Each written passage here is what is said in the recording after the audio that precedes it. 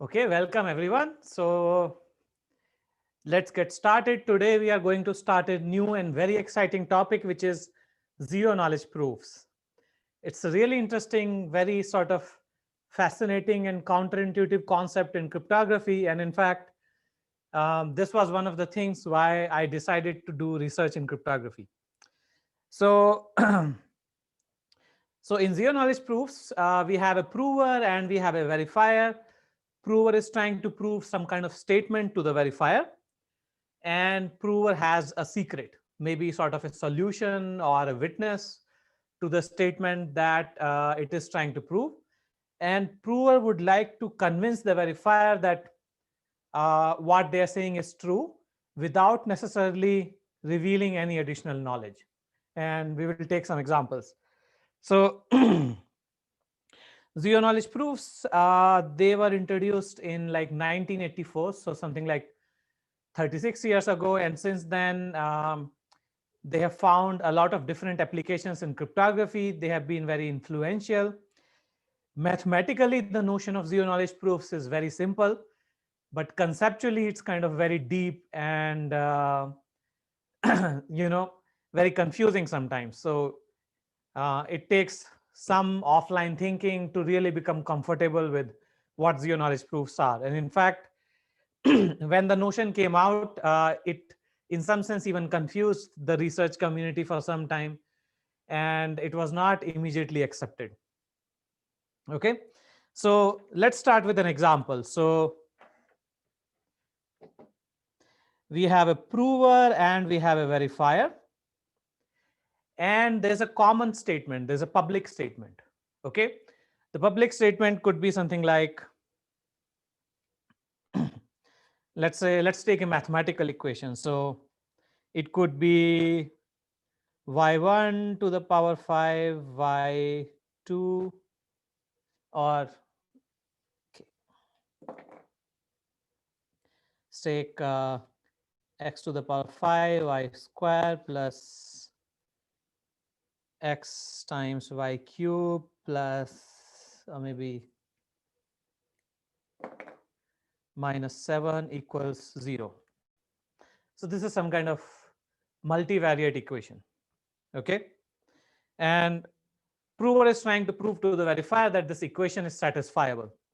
In other words, there are values of x and y such that this equation can be satisfied with these values. So how can the prover convince the verifier of this? One option is prover can just send the values of x and y to the verifier.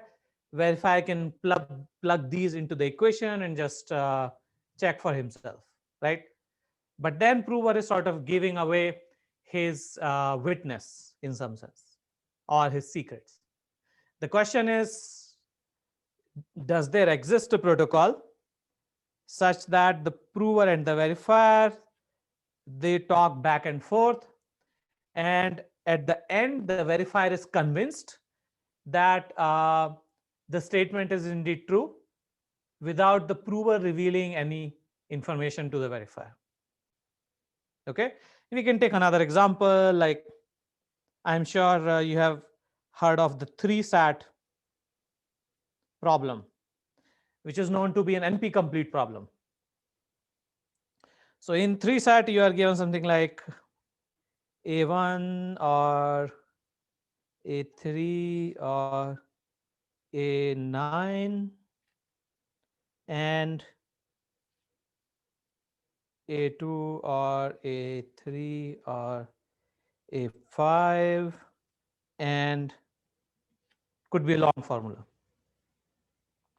Okay, and prover has a satisfying assignment, which is the values of A1 up to AN, and prover is trying to prove to the verifier that indeed this 3-SAT formula is satisfiable.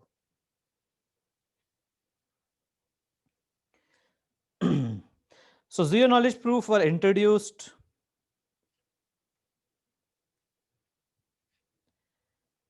by GMR in 1984. GMR stands for Goldreich, Micali, and Rakoff. Mikali also gave a talk here on Monday. And actually, the notion itself, the notion of zero knowledge proofs, it was invented in 1982, actually, rather than 84.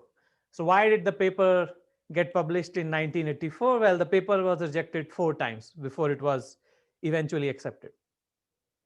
They kept changing the presentation, they kept changing the title of the paper. Many reviewers just didn't really understand what was going on. Many people thought that the concept itself doesn't make any sense. Of course, later on, when it came out, with time, community really started understanding how important the concept is. And this paper was one of the big factors why Mikali got Turing Award. It was one of the papers cited in the Turing Award. Uh, yeah. So now let's try to define zero knowledge proofs. And by the way, feel free to stop me and ask questions at any time.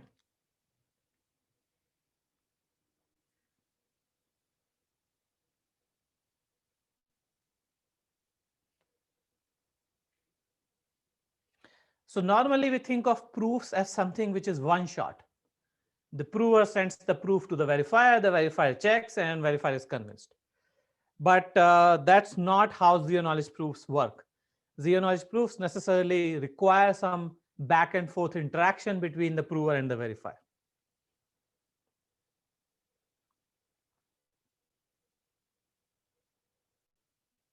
And yeah, so in the definition, a zero knowledge proof is a protocol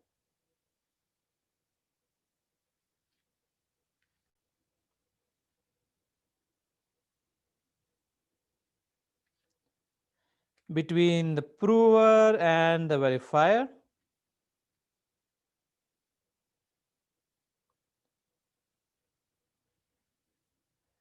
which are stateful PPT algorithms.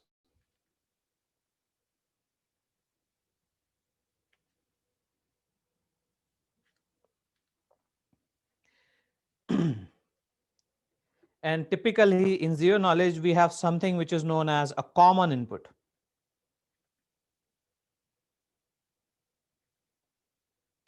Let's denote the common input by X. And you can think of common input as the statement which the prover is trying to prove. So here, for example, this can be the common input. And then there is a private input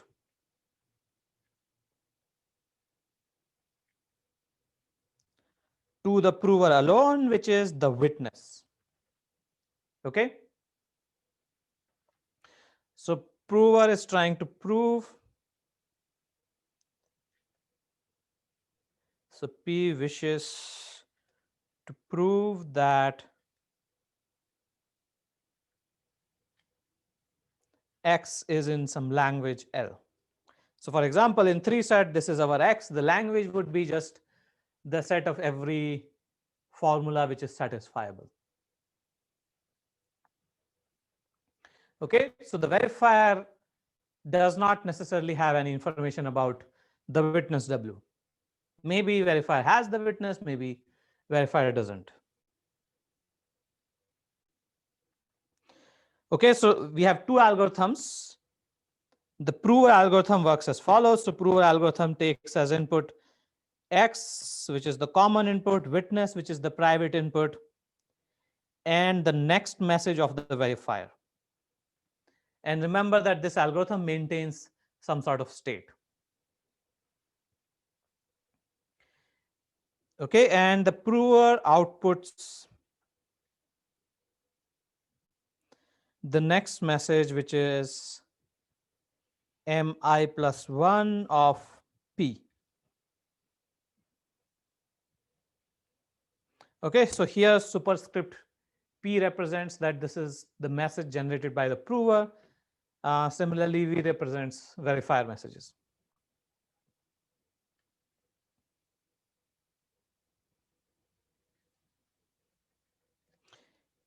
And prover is the one which starts the protocol without loss of generality. And we set the first message M0V to be just bot. Okay. So in the beginning, prover takes X, W, and bot as input and then produces the next outgoing prover message. And then the verifier, of course, only gets X as input. Verifier gets the next message of the prover. Here I represents the round number.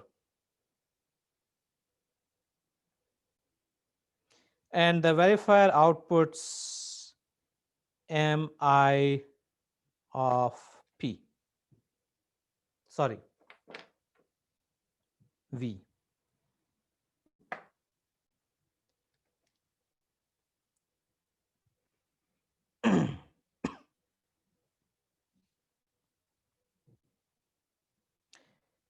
Okay.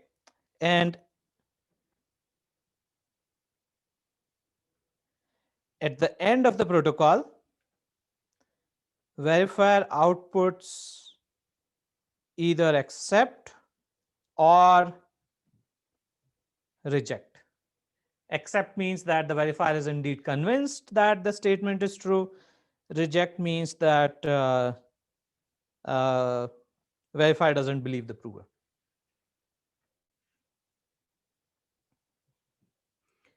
Okay.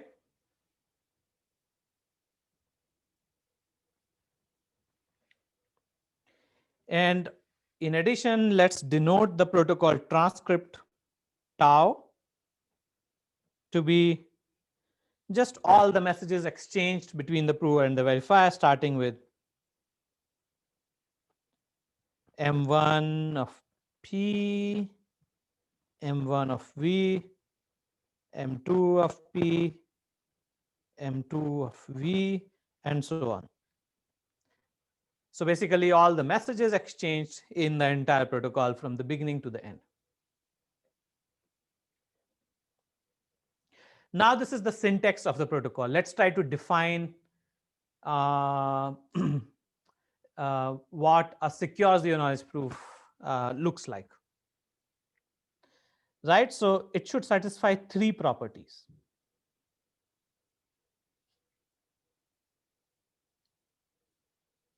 Normally, we are used to two properties. First is completeness or correctness. Then second is the security property. Here we have three properties. The first is, of course, completeness and correctness. The second property would guarantee security for a prover against an honest verifier. And the third property would guarantee security against a malicious prover for an honest verifier. So let's see that in more detail. The first property is as usual, which is the completeness property.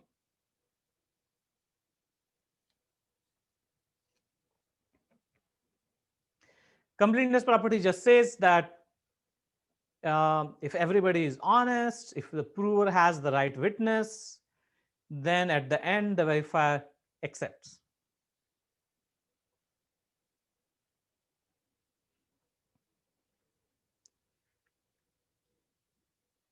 So if X is indeed in L and P has a correct witness,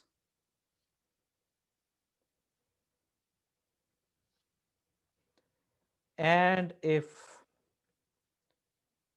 P comma V play the protocol honestly,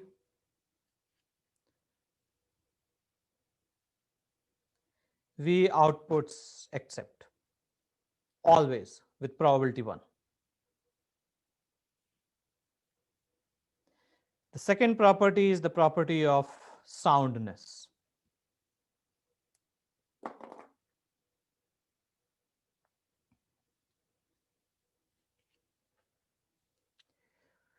In the soundness property, we envision a dishonest prover trying to convince an honest verifier of some false statement. And we want the prover to be unsuccessful in some sense.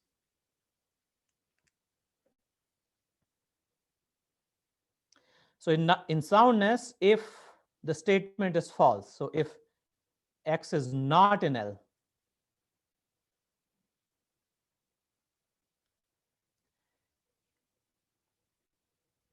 then for any PPT prover P star. So why do we denote it by P star rather than P?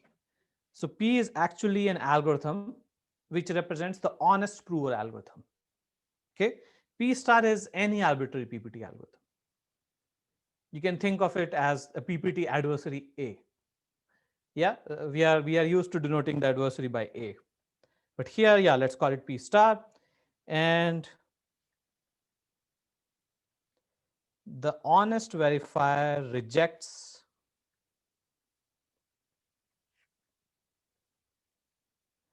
with probability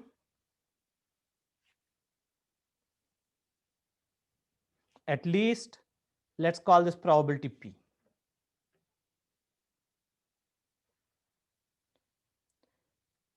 Here P can be called the soundness parameter.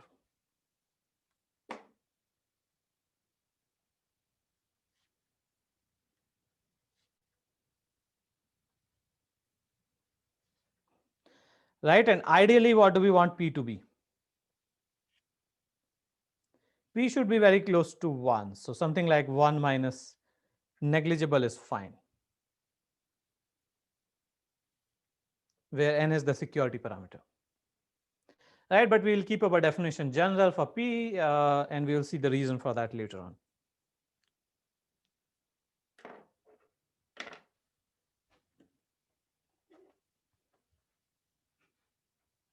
Okay, any questions so far?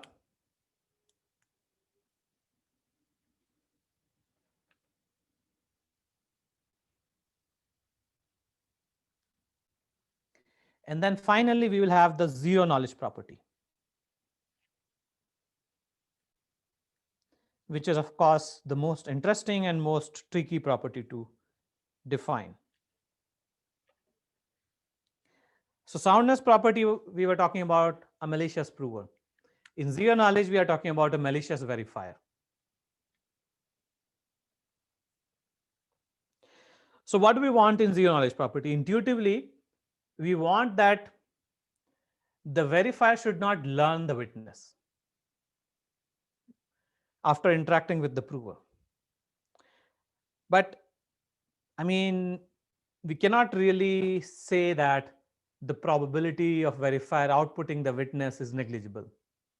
That just doesn't make sense, because maybe the verifier already knew the witness, or maybe the witness was actually easy to compute, could be computed in polynomial time, right? So what we really want to say is that, in fact, we want to make our statement stronger.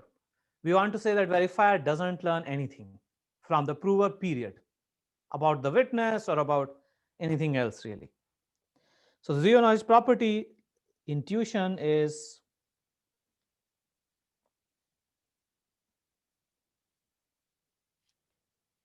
any PPT V star.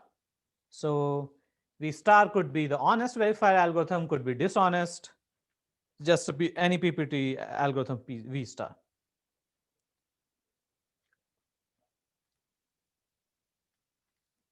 Learns nothing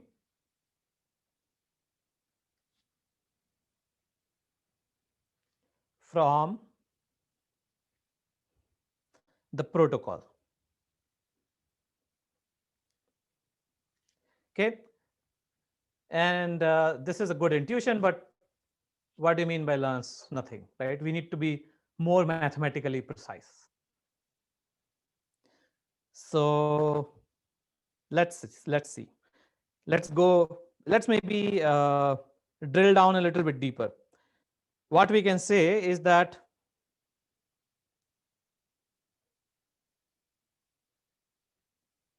anything which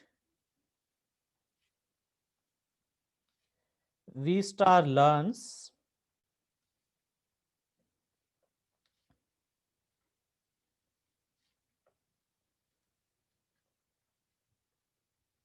V star could have computed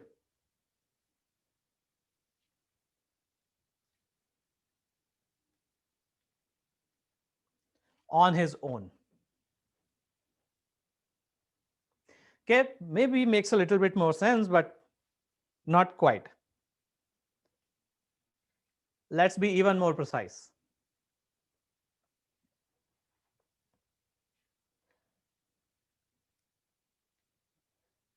So there's a public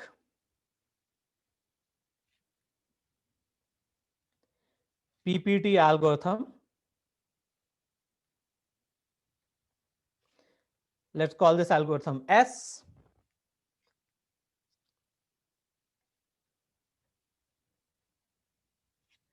Which V star could have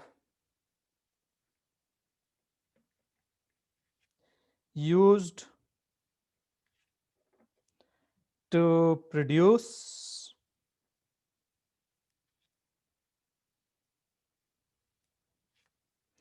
essentially the same knowledge.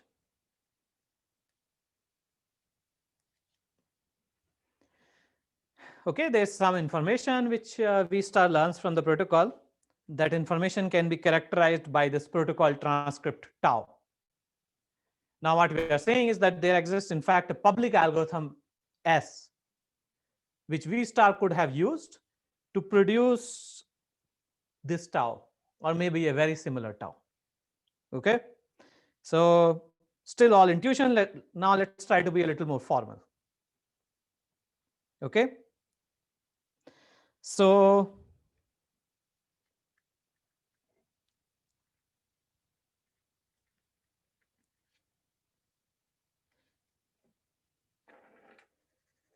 here's the formal definition.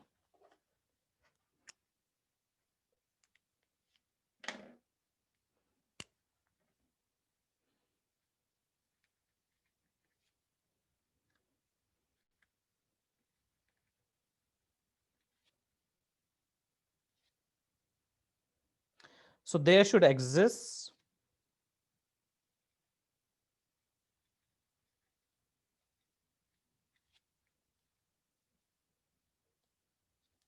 an expected PPT algorithm S. It can be PPT, it can be expected PPT.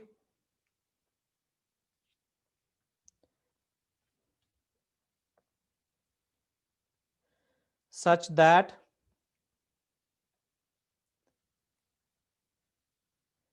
S outputs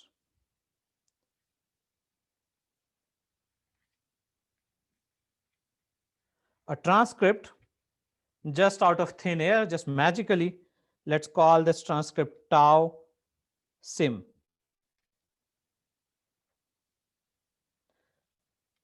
Such that the distribution of this transcript tau sim is computationally indistinguishable from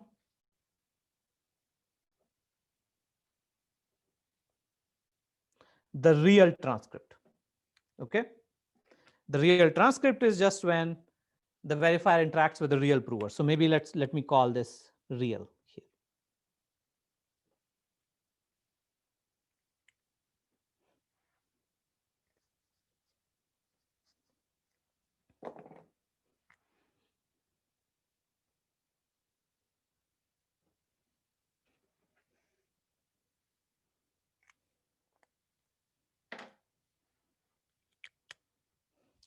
Now the question is, how does this PPT algorithm simulator S works?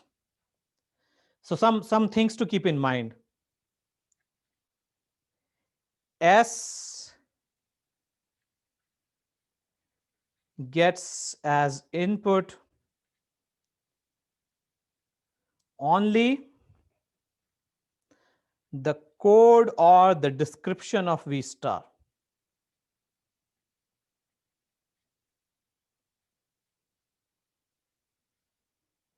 And this is the only thing.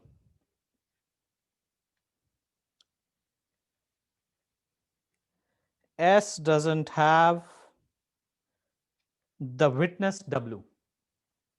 Okay, and S also gets X, which is the statement. Okay, so now you have an algorithm which doesn't have the witness, and that algorithm is able to produce the same knowledge as the verifier learns in the real protocol.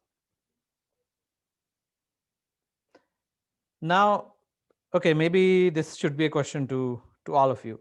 So why does S get the code or the description of V star as input? Why should that be the case?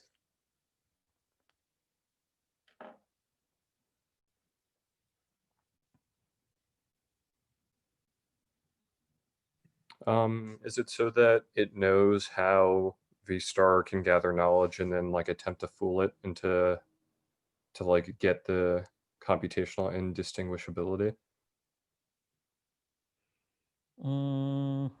Sorry, say that again.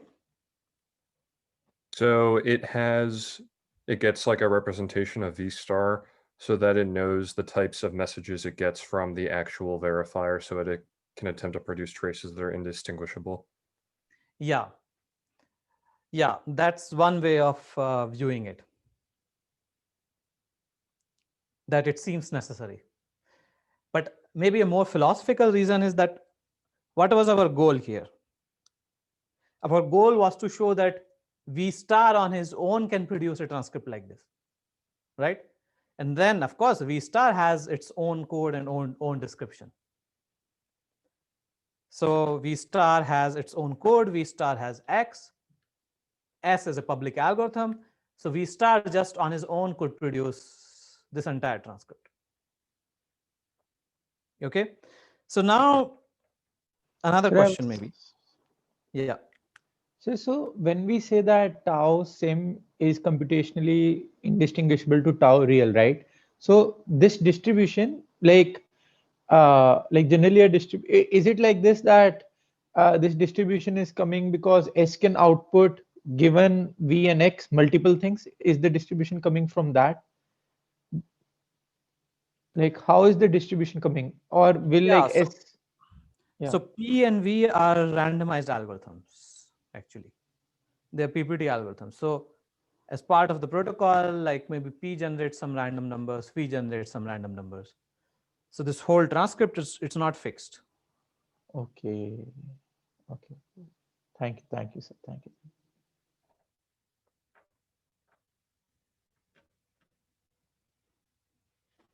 Okay, so now maybe probably the most important question.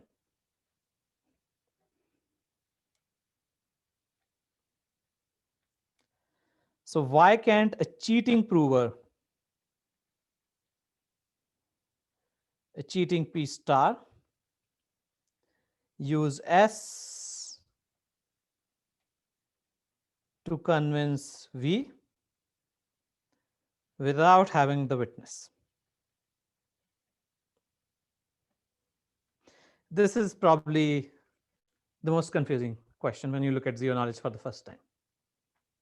So here we are saying that, there exists a public algorithm S, which doesn't even need the witness, and which essentially can output the same transcript. So maybe is it possible that a cheating P star can just use this algorithm S and yeah, convince the verifier? But does P star have the code of the verifier? Well, it's a good question, but everybody has the code of V because the code of an honest verifier is public. Okay. Right, the code of P and code of V, it's known, it's given as part of the protocol description.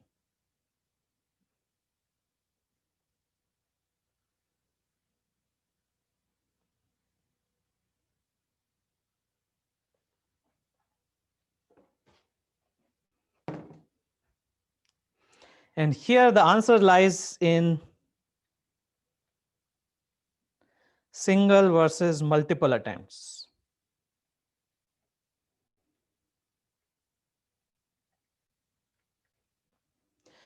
The idea is that the simulator S has the code of V star can try to interact with V star many, many times.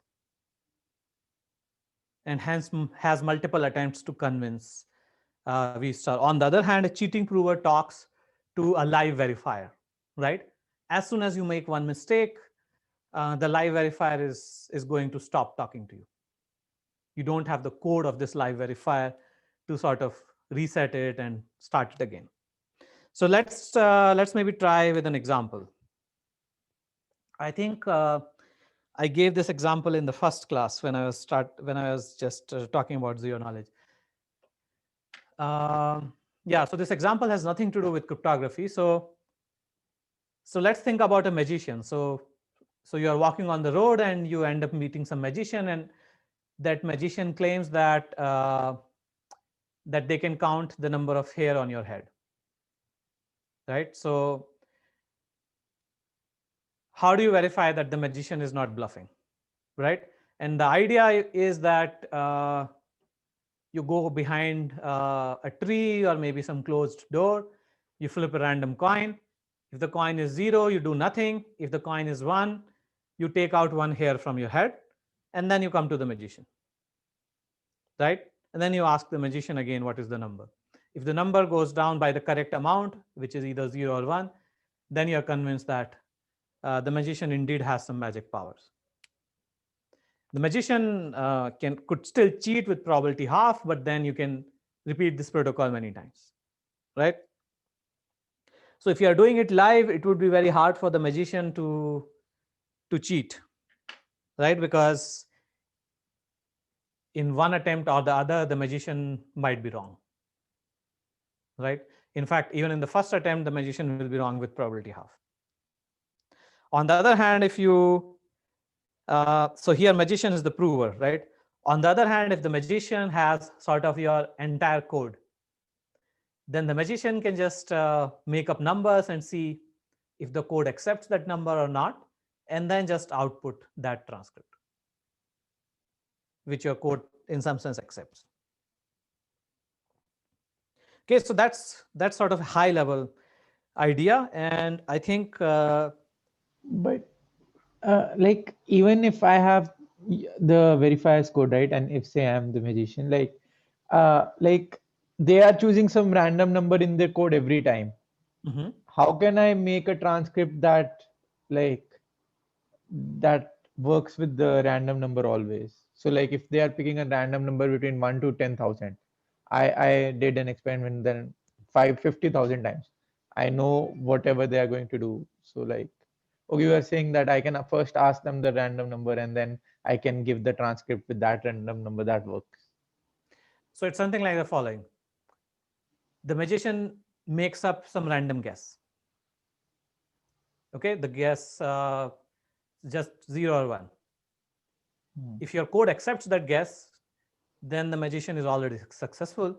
If the code rejects that guess, then the magician will try again with a different number. And eventually the magician is successful. Okay, so magician has to just produce one case when it works, like the simulator basically. Yeah. Yeah, maybe for simplicity, let's not even think about repeating this protocol many times. Let's say you just go behind a closed door and then you pick a number between 1 and 100 and you take out that many hair from your head. And then you come back. And if the magician correctly guesses the number, then you know that at least with probability 99 by 100 that the magician is not lying, right? So in the real world, you catch cheating with probability 99 by 100.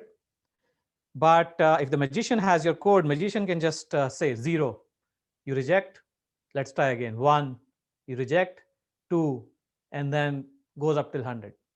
And then at some point you will accept, and then the magician outputs that particular transcript. But like when the magician has my code, right, then every time I'll pick a random number, magician will say 100, maybe that time I took 50, and when magician said 50, I took 49, something like that. Yeah, I mean, anyway, you will succeed in polynomial time. Okay. The probability that you will guess the number is 1 by 100. So just repeat many times. So anyway, I think the best way of understanding this is with a concrete protocol. So we will take a protocol for the graph isomorphism problem.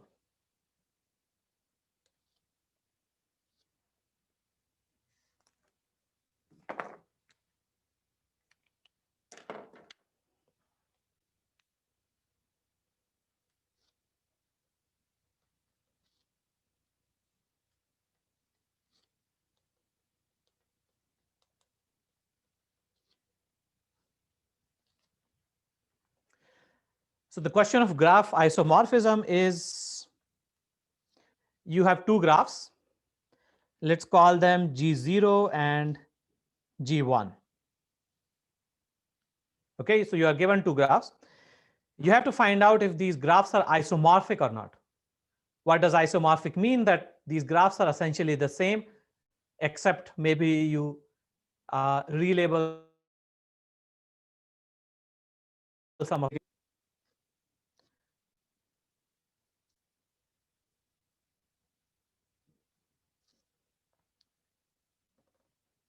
So this is vertex 1, 2, 3, and 4.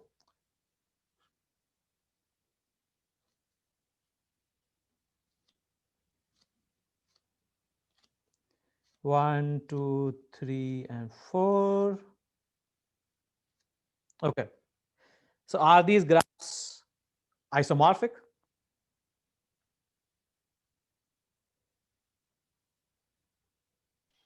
Yep. Yeah. The answer is, of course, yes, because I just take G0 and I just rotate it a little bit, right? So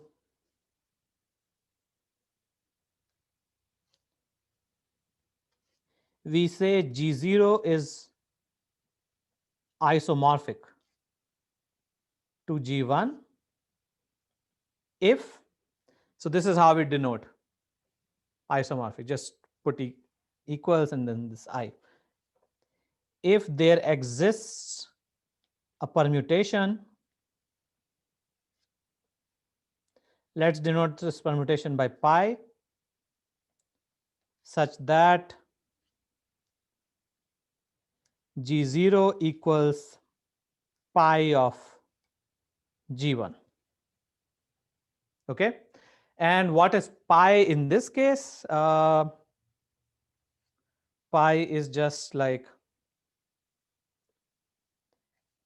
the second vertex in this graph becomes the first vertex in this graph. The third vertex becomes the second one. Fourth vertex becomes the third one. And the first vertex becomes the fourth one. So this is sort of your permutation of the vertices. And once you permute G1 like this, it becomes identical to G0.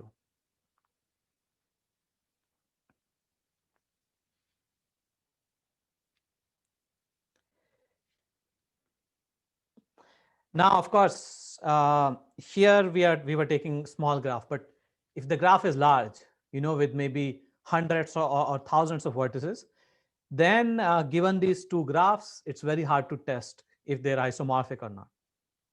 In fact, we don't know of any polynomial time algorithm to test graph isomorphism. Okay. And another thing to note is that G0 and G1 can be represented as adjacency matrices.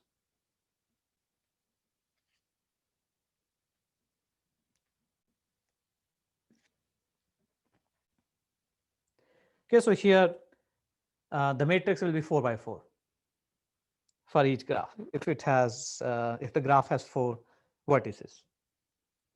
And pi would just be some sort of swapping of rows and columns, right? If 2 becomes 1, that means I need to swap row 2 and row 1 and column 2 and column 1. So this is what a permutation would mean.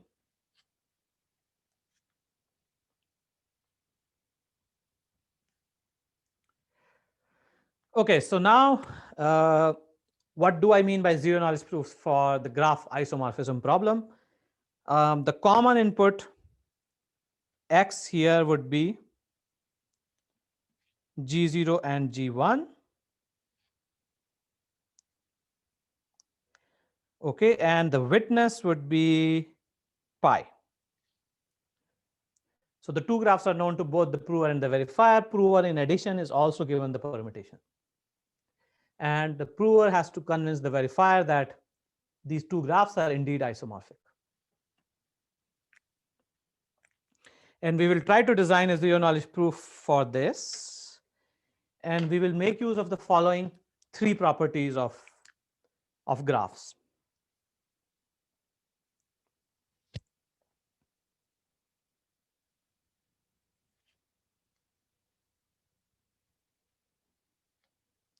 So let's call these basic facts. And the first one is, if two graphs are not isomorphic, then a third graph can be isomorphic to either the first graph or the second graph, but not both. So if G0 is isomorphic,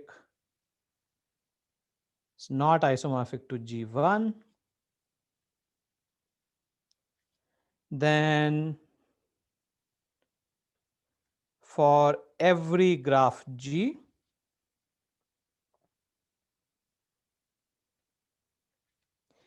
either G is not isomorphic to G0 or G is not isomorphic to G1. It cannot be isomorphic to both, because then you would end up showing that G0 and G1 are also isomorphic. Should be a pretty intuitive property.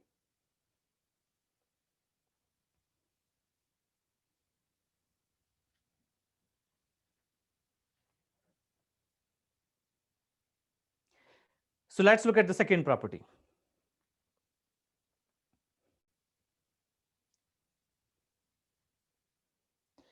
So suppose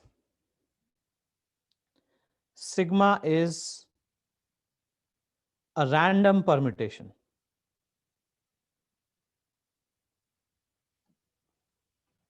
What do I mean by random permutation? So you can randomly permute a graph by, for example, selecting this permutation pi at random. The first node goes to some random node.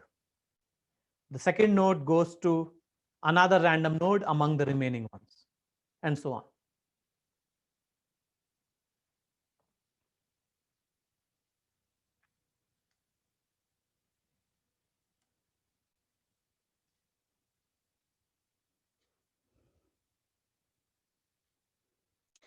So pi is a random permutation. Then for any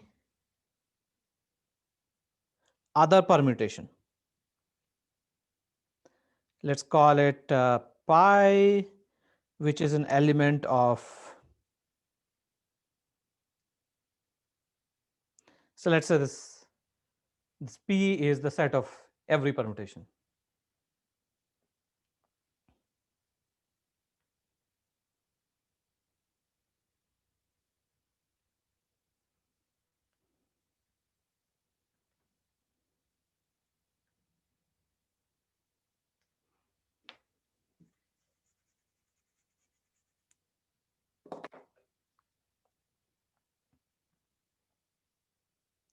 So the following two distributions are computationally indistinguishable. So sigma is sampled at random from pi, and we are looking at, oh, I'm writing in the opposite order. We are looking at sigma of some graph, let's say G, such that sigma is sampled randomly from all permutations. So this is actually identical to sigma of pi of g. And here again.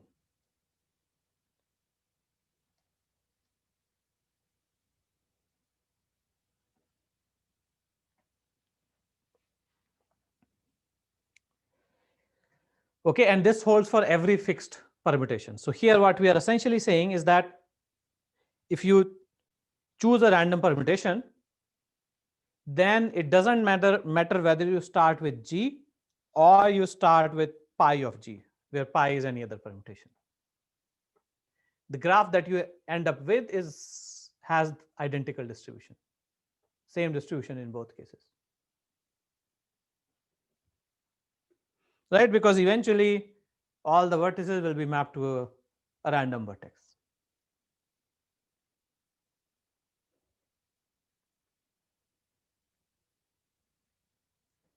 And now let's look at the last property. And these three key properties would be very helpful for us in designing a zero-knowledge proof.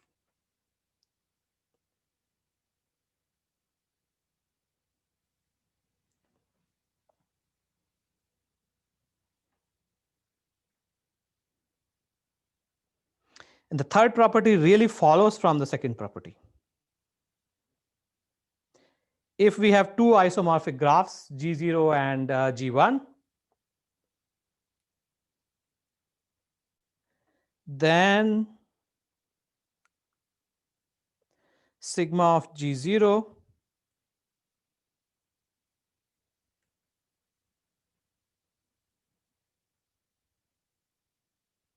actually is identically distributed to sigma of G1.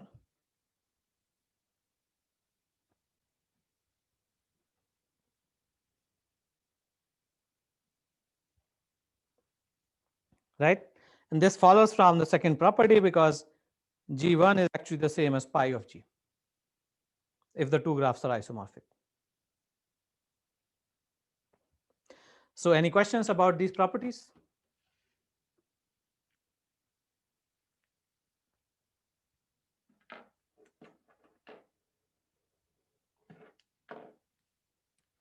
And now let's look at the zero knowledge protocol.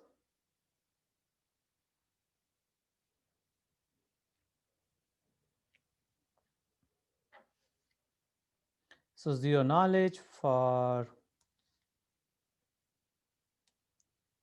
graph isomorphism. So remember that the common input is these two graphs, and the private input, which is to the prover, is this pi, which is the permutation. Okay, and the protocol proceeds in 3 steps. Step 1 would be a message from the prover to the verifier. Okay. So P samples a random permutation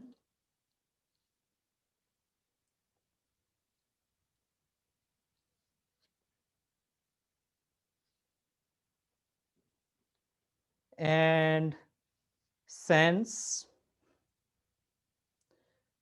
a graph G, which is equal to sigma of G0 to the verifier V.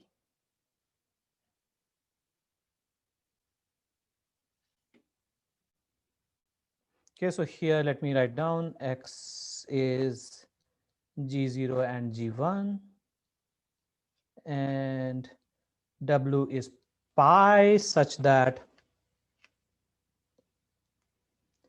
G0 equals pi of G1.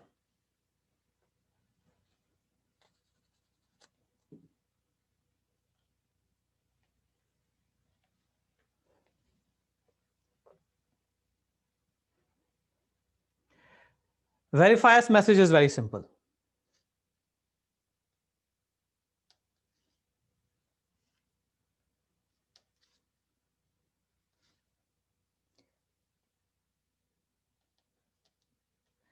So the verifier just samples a random bit.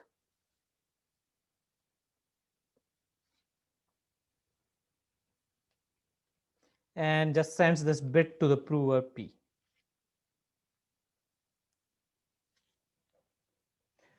Okay, the last message is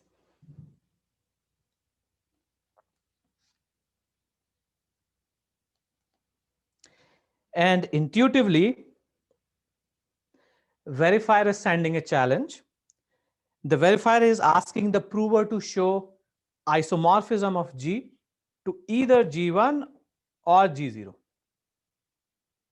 So if B equals 0, then P sends sigma. If B equals 1, then P sends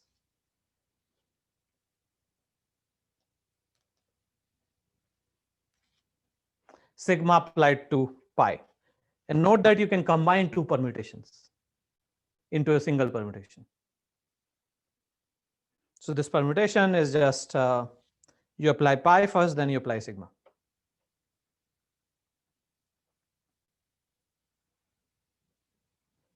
Now, what does verifier do? So this is essentially the end of the protocol. The verifier has to decide accept or reject.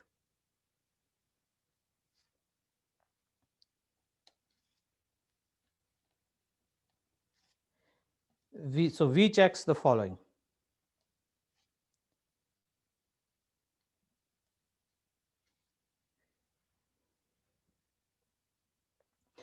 So V receives a permutation from the prover. Okay, and maybe let's call this permutation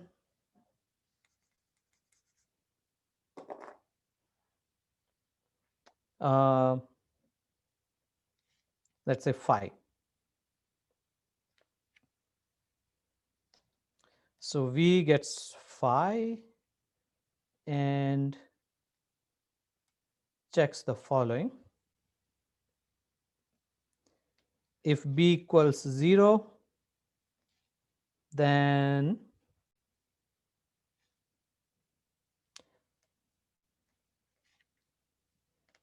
G should be equal to phi of G0. If B equals 1, then G should be equal to phi of G1.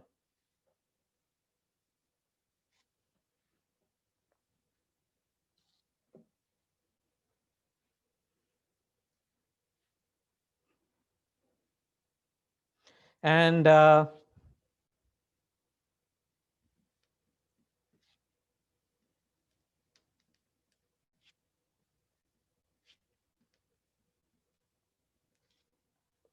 if this happens, then the verifier accepts, otherwise the verifier rejects.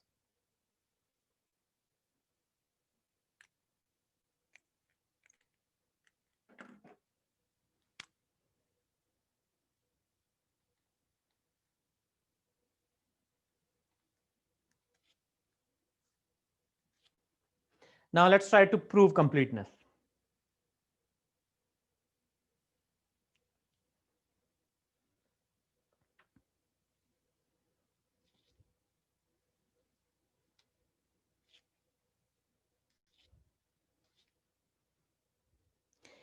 If B is 0, then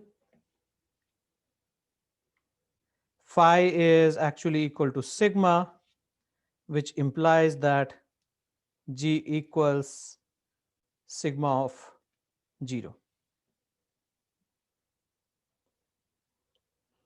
Okay, and this is correct because that's how G was constructed by the verifier.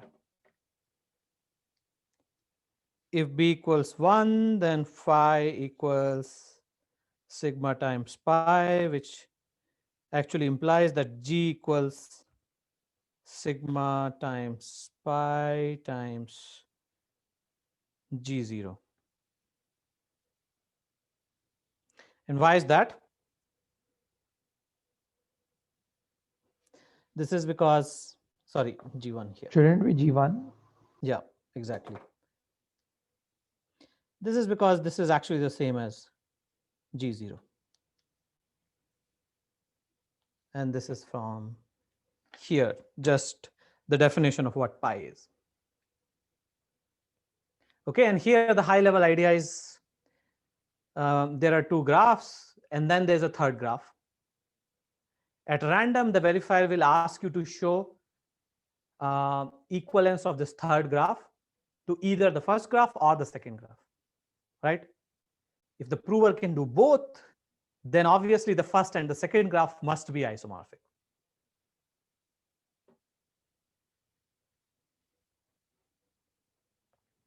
And this follows from this property one. Anyway, I'm already jumping to soundness here.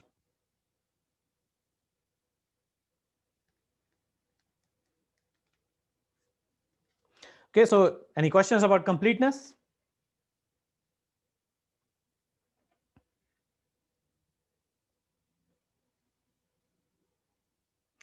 So let's look at the soundness property.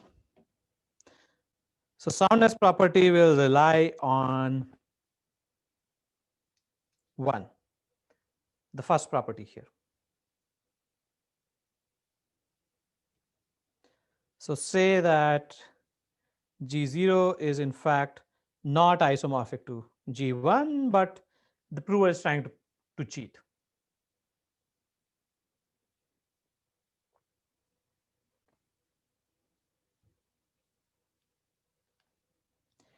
Then G is not isomorphic to G0 or G is not isomorphic to G1. Okay. This also means that, let me write this in a different way. G is not isomorphic to GB prime for B prime equals 0 or B prime equals 1. And now if B equals B prime,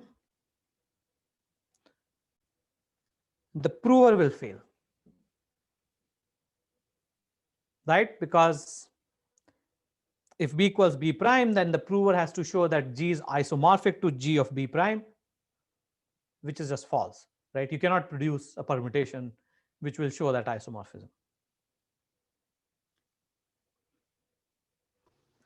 Isn't G already isomorphic to G0 and like it will never be isomorphic to G1? Like we send a G that is a permutation of G0, right?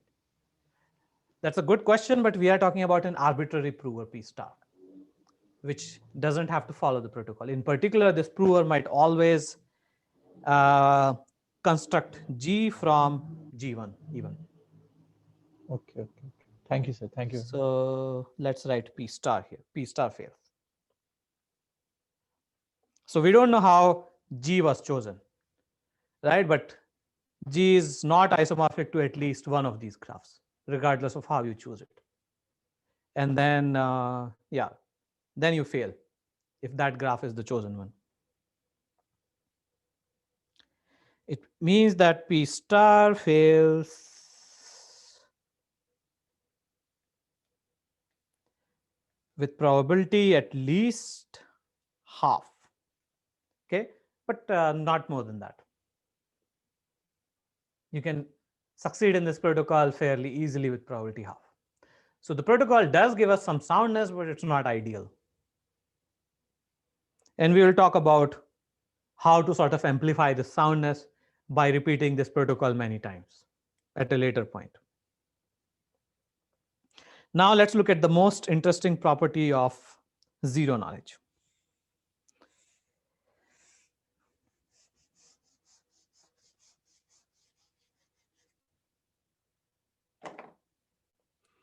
Okay, let me use the other board.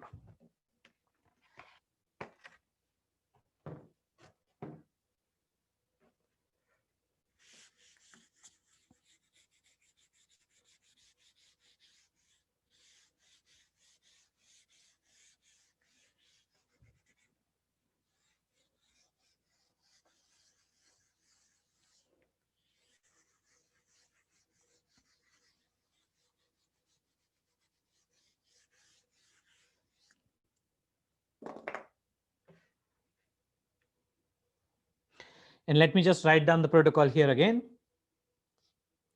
We have prover and the verifier. The prover sends the graph G. The verifier sends the bit B. And the prover sends either sigma or sigma composed with pi, where G is sigma of G0 and G0 is pi of G1. Okay, so this is our protocol, and we might refer to one of the properties of the problem.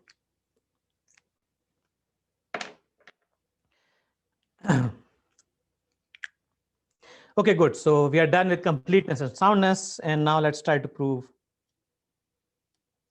the zero knowledge property. In zero knowledge property, we have the prover P and a malicious verifier V star. Okay, so we need to design a PPT simulator. So it can even be expected PPT.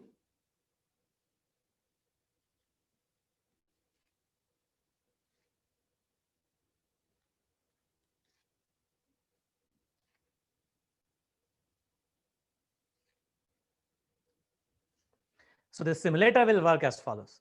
And here the basic idea is that the simulator will take one of these graphs, G0 and G1, pick one of them at random, and then permute the chosen graph.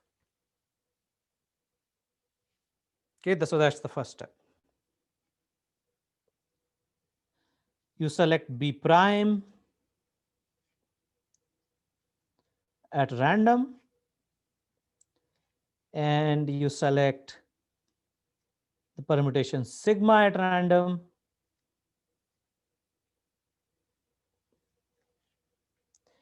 and then you send the graph G equals sigma of GB prime. So the honest prover always permutes G0, but the simulator just picks a random one and permutes that. Okay, and for the honest prover, it doesn't matter. You start with G0 or G1 because honest prover knows the equivalence between these two graphs.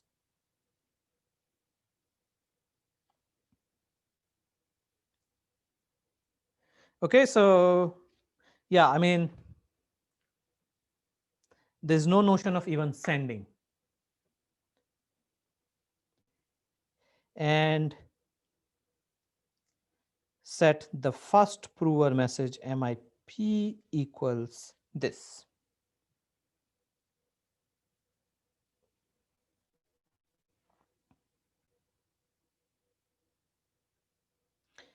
Next, sample a random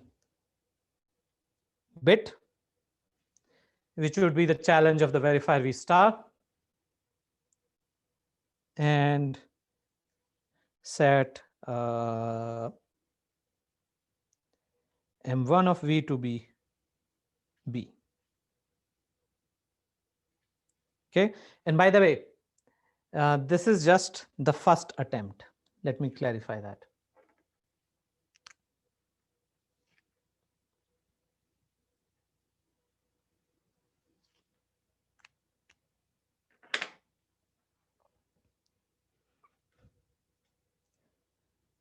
What if B happens to be the same as B prime?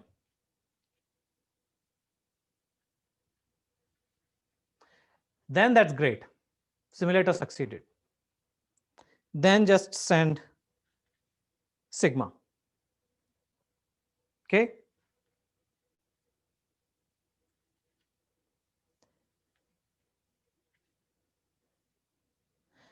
Send sigma equals not send, but set M2 of P equals sigma, and then output the transcript tsim equals these three messages, M1P, M1V, and then M2P.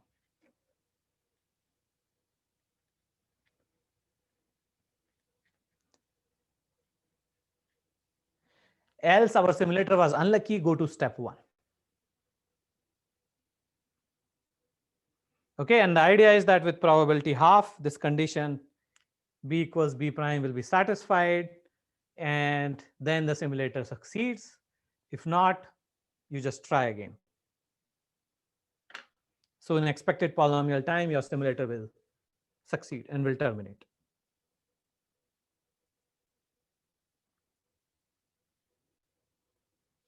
So let me come back to this attempt 1 part a little bit later.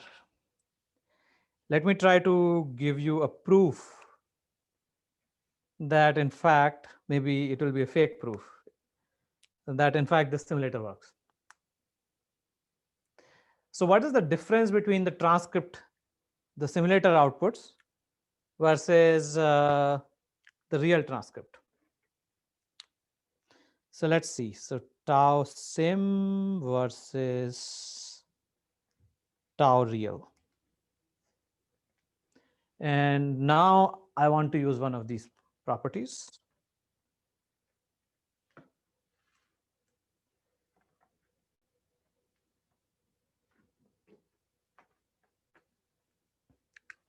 So what is the difference between tau sim and tau real?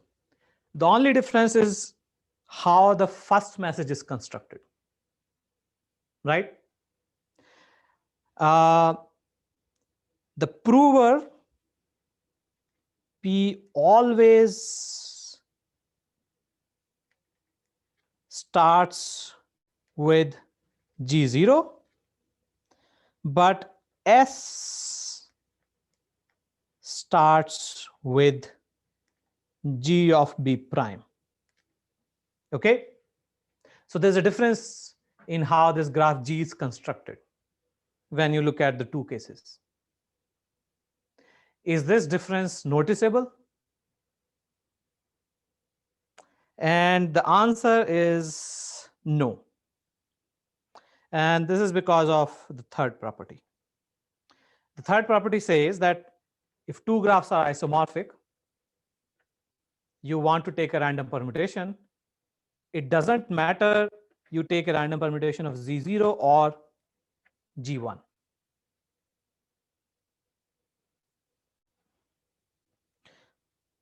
So by property 3, the distribution of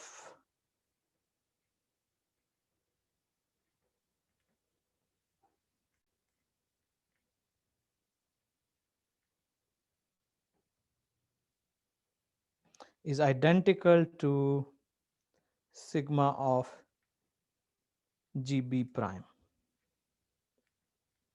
So here B prime is random, and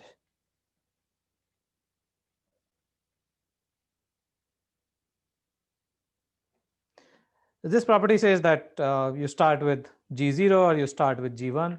This in particular also means that you can start with any combination of Z0 and G1.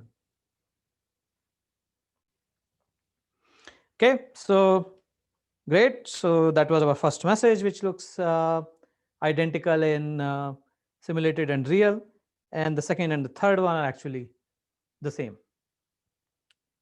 Prover and the simulator behave in the same way. If it doesn't work out, you start fresh from the beginning.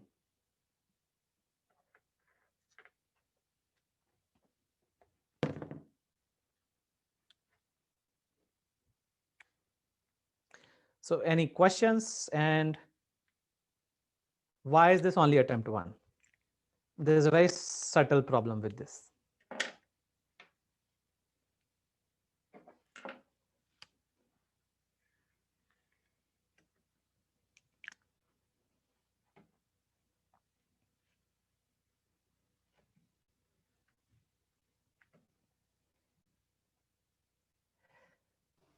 So, like, I have a small question that didn't we say that the simulator has V star? Here we are just doing it for V, like any V, like we should do it for all V, right? Like when you say that V is randomly picked, that V star algorithm might do whatever it wants in the code. Yeah, that's a very good point. That's completely true. So where did I make a mistake here? So in In the second- particular, yeah, in the second step. Okay, so very good point. So the thing is that your simulator is supposed to work for any V star, right? And here the way I chose the message of V star was honestly, right? B. So in particular,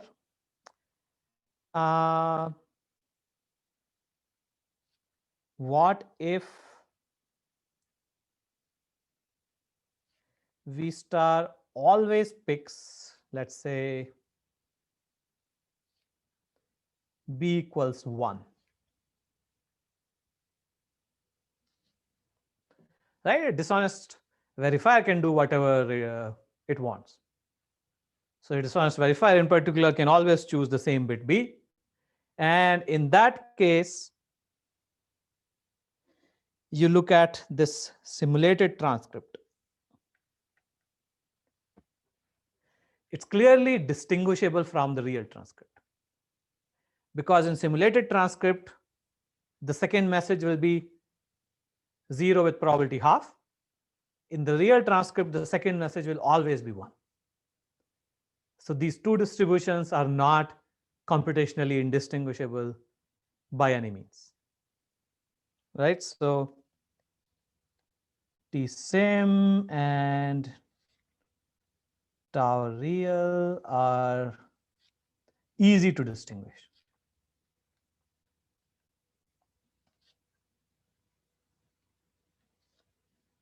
Right? So the moral of the story is that the simulator cannot be oblivious of how V star works.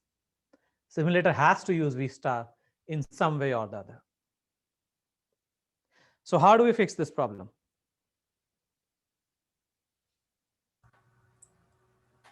So the simulator has access to the code of V star, right? It can just Yes. invoke for the step 2.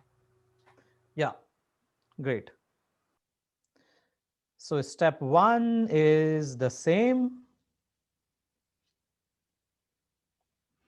In particular, choose a random bit B prime and start with G of B prime. Okay. Step 2 is feed your M1P, which was equal to G to V star. And get M1V, which will be equal to B. Okay, so you don't select a bit at random. You show your first message to V star, and then you let V star decide what the challenge B is going to be. Okay, and then this is the same. If B equals B prime, then you have succeeded, else you try again. And note that even if B is not random, your B prime is random. So you still succeed in the third step with probability half. Okay, so there's a fact that B prime is random and independent of B. So why is B prime independent of B? So B prime is random, of course, that's how we chose B prime.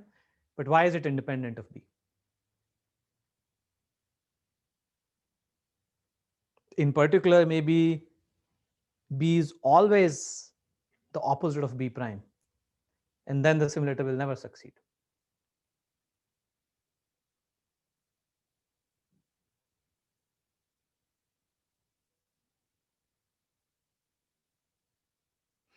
So here the point is that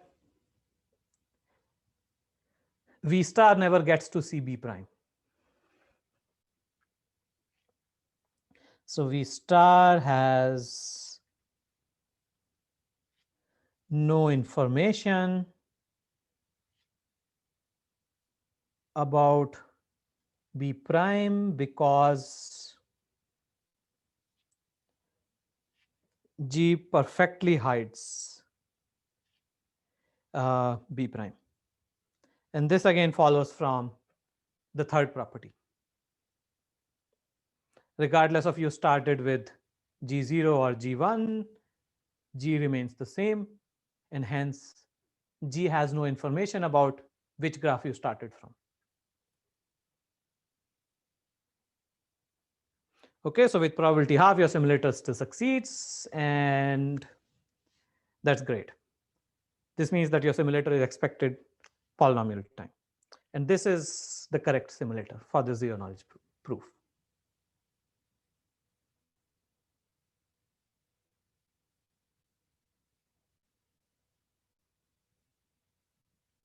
Any questions?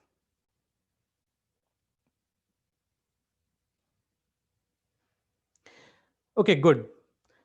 So we have managed to construct a protocol for graph isomorphism, but one of the problems in the protocol is that soundness is only half. So we need something called soundness amplification.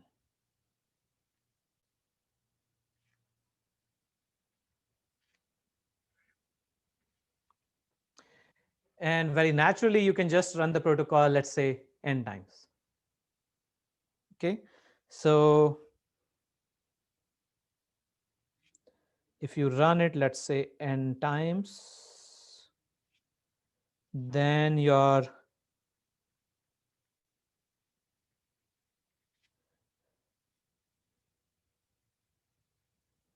soundness parameter, let's call it P, it will be 1 minus 1 by 2 to the power n. This is the probability that the prover manages to cheat in every iteration. So run n times and accept only if all iterations accept.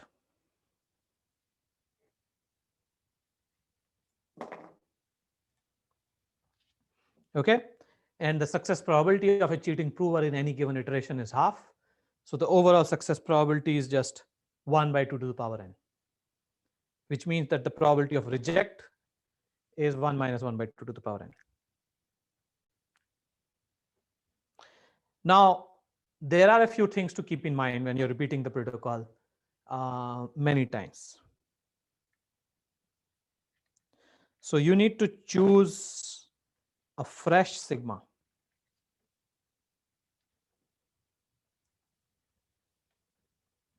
Each time, right? Essentially, your graph G must be different each time. If you choose the same graph G twice, then the adversarial verifier can ask for isomorphism between G and G0, and then in the second iteration between G and G1, and then the verifier has isomorphism between G0 and G1, which is the witness which you are trying to hide in the first place. So on the other hand, if you choose a fresh random permutation every time, fresh graph every time, then the verifier sort of cannot combine the information learned across two different iterations. So that's sort of the intuition. But what about the zero knowledge property? When you repeat many times, does the zero knowledge property still hold? And if so, how can we prove it? This is not trivial by any means, and we will try to do that in the next class. So when you repeat any zero knowledge protocol sequentially or in parallel, sort of soundness is the easy part. You have to worry about zero knowledge a lot more. Okay, so we will continue the zero knowledge property of this new repeated protocol next time.